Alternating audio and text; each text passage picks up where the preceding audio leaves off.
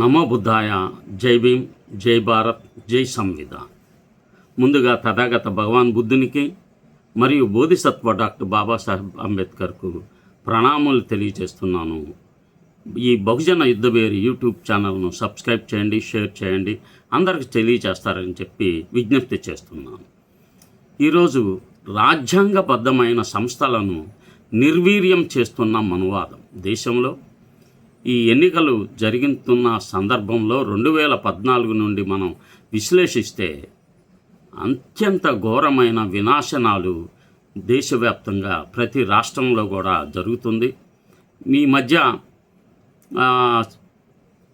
తమిళనాడు విషయంలో కూడా గవర్నర్ గారితో సనాతన ధర్మానికి ప్రతినిధులైన కేంద్ర ప్రభుత్వం ఈ విషయంలో టీవీకే పార్టీ విజయంతో గట్టిగా వ్యతిరేకిస్తూ ఈరోజు వాస్తవానికి వారు ప్రమాణ స్వీకారం చేయాలి 7వ తారీఖున.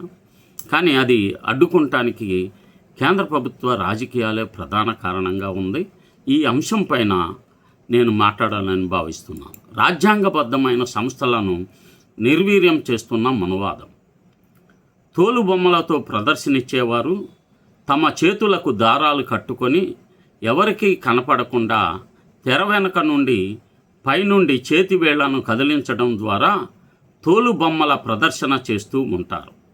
ఇప్పుడు భారతదేశంలో ప్రజాస్వామ్య ప్రదర్శనను కాపాడేవారు రాజ్యాంగబద్ధ సంస్థలను తమ ఆధీనంలోకి తెచ్చుకొని తమకు నచ్చినట్లు, తమకు మాత్రమే ఉపయోగపడేటట్లు న్యాయ వ్యవస్థను, ఎన్నికల కమిషన్ను, సిబిఐ, ఈడీ, రా, ఇన్కమ్ ట్యాక్స్ లాంటి సంస్థలను అన్నిటినీ పూర్తి తమ ఆధీనంలో పెట్టుకొని మోదీ, అమిత్ షా ఆడుతున్న ఇంత పెద్ద జగన్నాటకం.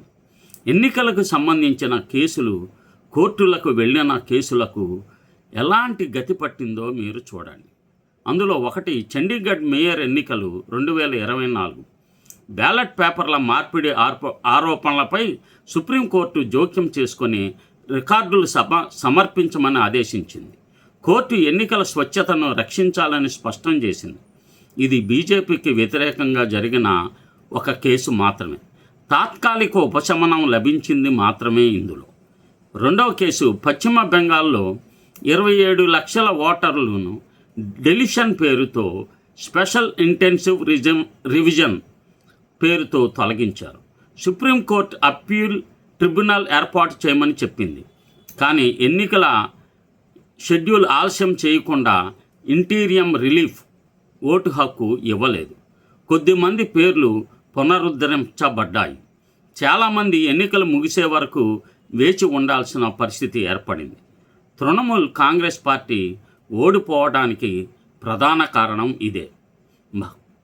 మమతా బెనర్జీ బీజేపీని బెంగాల్కు ఆహ్వానించి ఈరోజు బెంగాల్లోనే చిత్తయింది.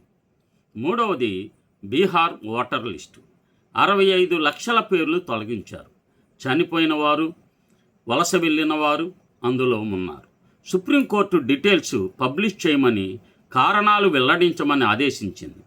కొంతమంది బతికున్నా తొలగించారని కోర్టుకు వచ్చారు. కోర్టు ట్రాన్స్పరెన్సీ డిమాండ్ చేసింది, కానీ పూర్తిగా రద్దు చేయలేదు.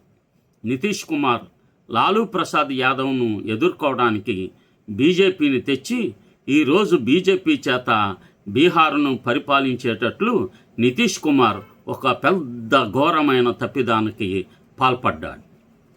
నాలుగో కేసు హర్యానా. కాంగ్రెస్ ఆరోపణలపైన ఎన్నికల కమిషన్ బేస్లెస్ అని తిరస్కరించింది. కోర్టు స్థాయిలో కొన్ని సవాళ్లు ఉన్నా పెద్ద మార్పు జరగలేదు. అంతకుముందు ఇందిరాగాంధీ కేసు ఒకటి 1975 అలహాబాద్ హైకోర్టు ఆమె ఎన్నికను రద్దు చేసింది. సుప్రీంకోర్టు కొన్ని భాగాలకు స్టే చేసింది. ఆ తర్వాత ఎమర్జెన్సీ వచ్చింది. అప్పటి కోర్టులు కూడా రాజకీయ ఒత్తిళ్లకు గురయ్యాయి.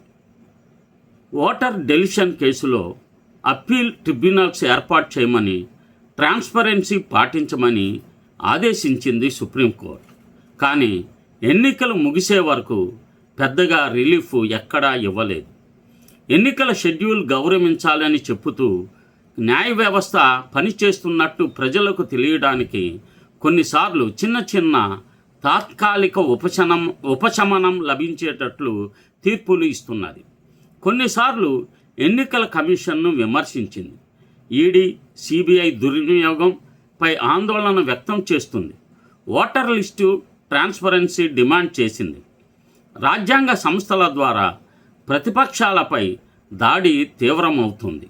ఎన్నికల ముందు ED, CBI, income tax rights ఎక్కువగా ఉండడం ఇందులో భాగమే.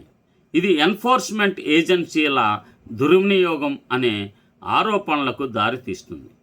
కొన్ని సున్నితమైన కేసుల్లో ఇంటీరియం రిలీఫ్ ఇవ్వకపోవడం, ఎన్నికల షెడ్యూల్ను గౌరవించడం వలన రాజకీయ ఒత్తిళ్లు, జడ్జి నియామకాలు, పెండింగ్ కేసులు ఇలా నమ్మకాన్ని తగ్గిస్తాయి. అయితే ఇది కేవలం ఒక్క పార్టీ సమస్య కాదు. గతంలో కాంగ్రెస్ పాలనలో కూడా ఎమర్జెన్సీ, కోర్టు స్టేలు, ఏజెన్సీల దుర్వినియోగం జరిగాయి.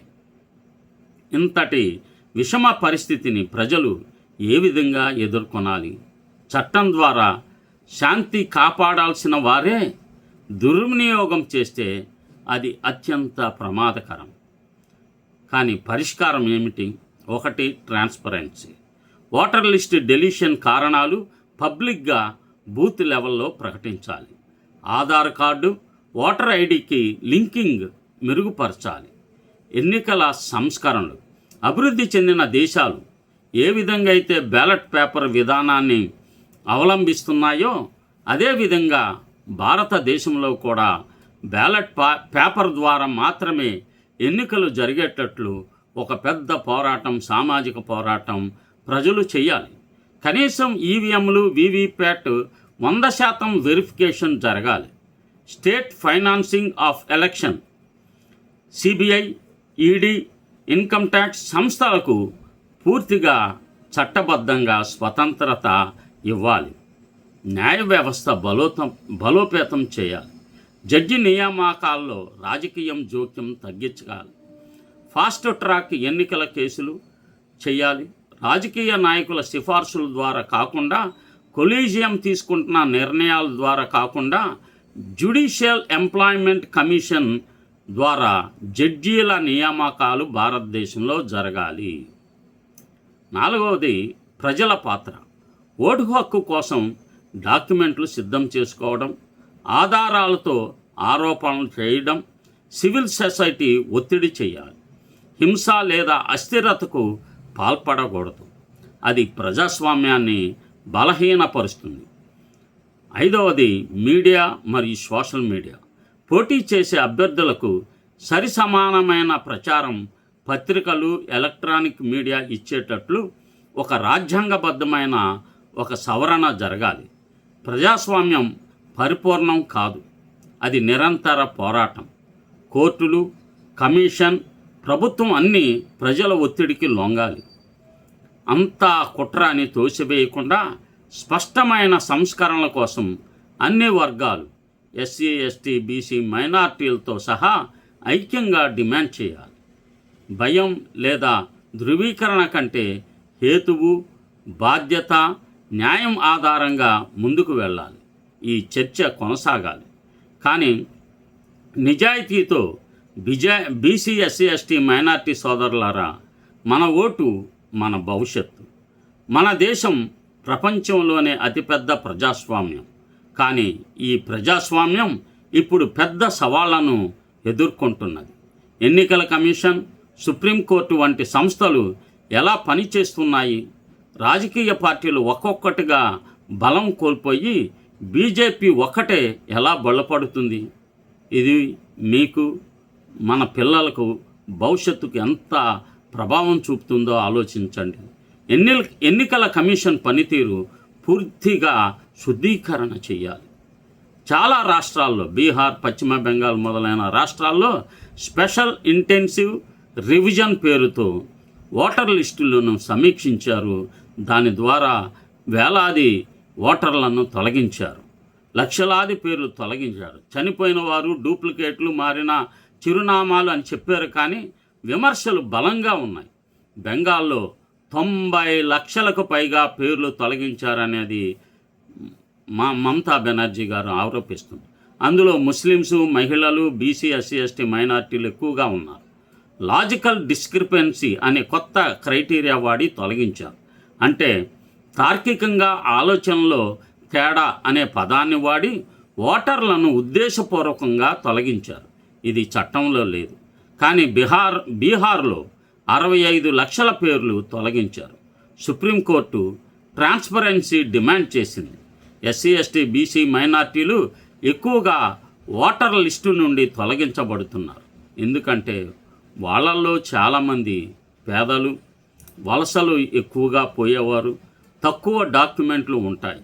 రాజకీయ పార్టీలు ఎందుకు బలం కోల్పోతున్నాయంటే బీజేపీ ఎలా కబళిస్తుందో తెలుసుకోవాలి. ప్రాంతీయ పార్టీలు ఒడిశాలో బీజేడీ, మహారాష్ట్రలో ఎన్సీపీ, శివసేన విభజన, బెంగాల్లో టీఎంసీ బలహీనపడటం, ఇలాగా అనేక పార్టీలు బలం కోల్పోతున్నాయి. ఆప్ పార్టీ కూడా పూర్తిగా బీజేపీ వలన బలహీనపడింది. ఒక పార్టీ ఆధిపత్యం వైపు దేశం వెళుతుంది. ఇది ఒకే దేశం ఒకే పార్టీ లాగా మారుతుందా అనే భయం ఇప్పుడు సర్వత్రా నెలకొల్లింది. ఏం చేయాలి ఆలోచించండి. ఓటు హక్కు కాపాడుకోండి. డాక్యుమెంట్లు సిద్ధం చేసుకోండి. తొలగించబడితే అప్పీల్ చేయండి. హేతువుతో శత్రువు ఎవరో, మిత్రులు ఎవరో, బహుజనుల వైపు ఎవరు పనిచేస్తున్నారో తెలుసుకొని ఓటు వేయండి. మత విశ్వాసాలతో ఓటు వేయకండి. ఏ పార్టీని దేవుళ్ళుగా చూడవద్దు. అభివృద్ధి, న్యాయం, రిజర్వేషన్లు, ఉద్యోగాలు ఇవి ప్రత్యేకంగా మీరు పరిశీలించండి. ఏ రాజకీయ నాయకుడు తమ సొంత డబ్బు నుండి రోడ్లు వేయడం లేదు. ఏ రాజకీయ నాయకుడు ఏ సంక్షేమ కార్యక్రమాలు తమ జేబుల నుండి జరపడం లేదు. అవి మన డబ్బులు అన్న వాస్తవాన్ని గుర్తు ఎరగండి. ఐక్యత, కులం, మతం పేరుతో విభజనకు లొంగకండి. సమస్యల ఆధారంగా ఐక్యం కావండి. సంస్కరణలను డిమాండ్ చేయండి. ఓటర్ లిస్టు ట్రాన్స్పరెన్సీ, ఏజెన్సీల స్వతంత్ర ఎన్నికల ఫైనాన్సింగ్ సంస్కరణలు కావాలి. ప్రజాస్వామ్యాన్ని కాపాడండి. హింసకు పాల్పడకండి. ధర్నాలు, ర్యాలీలు, సామాజిక ఉద్యమాల ద్వారా, కోర్టులోనూ ఓటు ద్వారా పోరాడండి. ఎందుకంటే ఈ దేశం మనది. ఈ రాజ్యాంగబద్ధమైన సంస్థలు బలహీనపడితే మొదట ఇబ్బందికి గురేది మనమే. కళ్ళు తెరిచి హేతువుతో ఆలోచించండి. భయంతో కాదు.